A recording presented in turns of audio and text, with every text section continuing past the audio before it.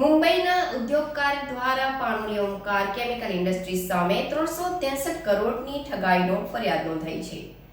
મુંબઈ સહિત ગુજરાતમાં દહેજ ખાતે યુનિટ ધરાવતા કંપની સંચાલક દ્વારા મુંબઈ પોલીસમાં ફરિયાદ નોંધાવાઈ છે. મુંબઈ પોલીસ દ્વારા ગતરોજ કંપની ખાતે તપાસ શરૂ કરી હતી. મુંબઈ પોલીસ દ્વારા ગતરોજ સ્થાનિક પોલીસને જાણ કરી કંપની ખાતે તપાસ કરી બારોબાર નીકળી ગઈ હતી. બનાવની વિગતો અનુસાર મુંબઈ ખાતે આવેલ રોઝારી બાયોટેક લિમિટેડ કંપનીના માલિક સુનિલ ચારી દ્વારા 1999માં પવઈ ખાતે કંપની શરૂ કરી હતી, જે કંપની લિમિટેડ કંપની બની શેર પણ બહાર પાડ્યા હતા. આ કંપનીની દ્વારા દહેજ ખાતે unit of chemicals private limited company ખરીદી કરી હતી અને મુંબઈ ખાતે તેની હેડ ઓફિસ બનાવી હતી. જે કંપની મુંબઈની રોઝરી બાયોટેક લિમિટેડ કંપની પ્રમાણે પ્રોડક્શન અને ઉત્પાદન શરૂ કર્યું હતું.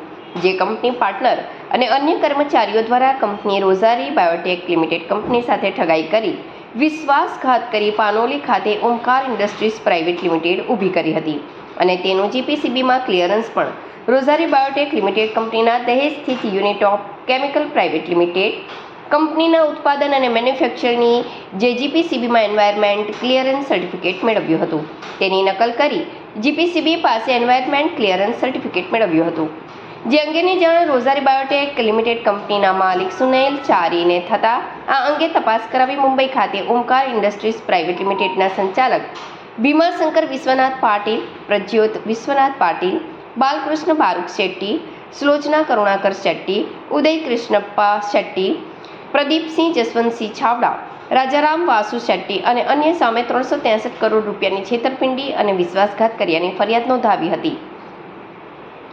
જે અંગે ગતરોજ પાનોલી પોલીસને જાણ કરી મુંબઈ પોલીસની ટીમ ઓમકાર કેમિકલ ઇન્ડસ્ટ્રીઝ ખાતે તપાસ શરૂ કરી હતી.